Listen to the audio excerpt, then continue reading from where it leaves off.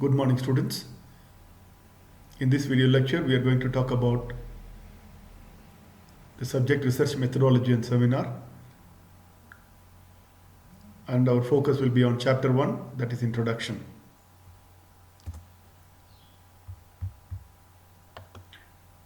What is a research? Or what is a researcher's objective? Now here, it says that a good researcher is not the one who knows the right answers, but the one who is struggling to find out what are the right questions. So, questions are more important. When you have the right questions, finding answers for them will make sense as a research. Research is defined by the Higher Education Funding Council for England as original investigation undertaken in order to gain knowledge and understanding. The key terms to be noted here are original, the research must be original and should help gain knowledge and understanding. Right? So these are the key things that should happen during your research. So when we say originality, the originality plays a vital role here in research. To simply state that there is no point in repeating the work of others. If they have already found the answers for the research questions, then what is that new you are going to learn here? So, in order to keep your research original, you can do two things. One, doing something someone has done before, but using a different technique or approach. This will help you to perform original research. Secondly, you can be original by producing or developing something through a unique methodology that has never before produced. So these two things can help you to keep your research, as originality is an important aspect. Crayer identifies number of areas in which your project can be original. Number one, in terms of tools, techniques and procedures and methods that you may follow. Exploring the unknown. You may be investigating a field that no one has thought or investigated before. 3. Exploring the unanticipated. Although you might be investigating a field of research that has been looked at many times before, but you may come across unexpected results or exciting new directions as not yet explored. The fourth is the use of the data. The data that is available can be interpreted in different ways. So your way of interpretation of the data which is already available can also make your research original.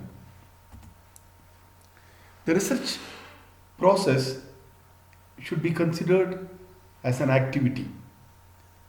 So when we say it is going to be an activity, it should follow a recognized process. Blackster identifies 4 common views about the research process. 1. The research process is viewed as sequential. 2. Generalized. 3. Circulatory. And 4. Evolutionary. First is sequential. It is the simplest of all. In this process, a series of activities are performed one after the other in a fixed linear series of stages. The example of such a process is systematic process model of Sharp and others in his research paper 2002. This could be verified. This process consists of 7 unique sequential steps.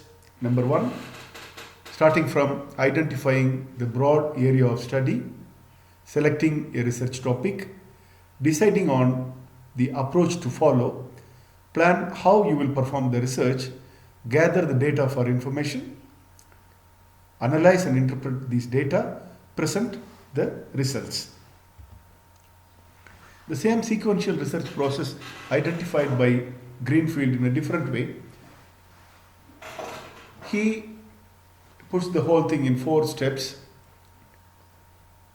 First, review the field, literature survey, build a theory based on the understanding of viewers in the field, test the theory. 4, reflect and integrate. Update your ideas based on your tests and contribute your newfound knowledge to others. Next is generalized.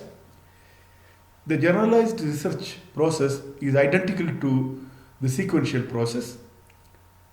However, the generalized model recognizes that not all stages are applicable from the sequential process, while some of them can be substituted with the alternate routes at different stages in order to achieve better result.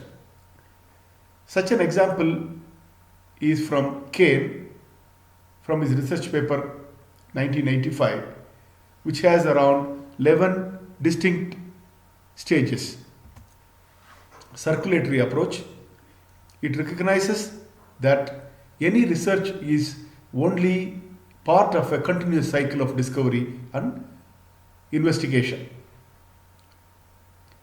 Quite often, research will uncover more questions than the answers. Hence, the research process can begin again by attempting to answer these newfound questions. The circulatory interpretation also permits the research process to be joined at any point and recognizes that the process is never ending.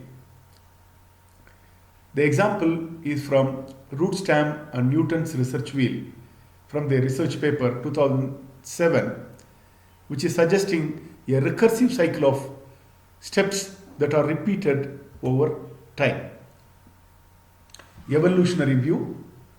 The evolutionary concept takes the circulatory interpretation one step further and recognizes that the research must evolve and change over time, not necessarily following a defined pattern or repeating the same form of analysis and interpretation which was done before. Figure 2.3 shows a circulatory research process that begins with the definition of your search. The search begins by the questions: what I am looking for, why I am looking for it, how shall I set about it, where shall I start looking for the answers. So with these things, you start your research process, and within the boundary of the world knowledge, you search and investigate. So the investigation will yield to a discovery which must be disseminated to others through the reports, conferences, international presentations, and journal articles or discussions. So with these things, you will be communicating others with your discovery, which will in turn once again will give rise to new questions, where researchers will investigate and find out new answers for those questions. Once again, they disseminate it to the group, and then this circulatory process continues. Intellectual discovery. So, when we say the research process is defined by a mode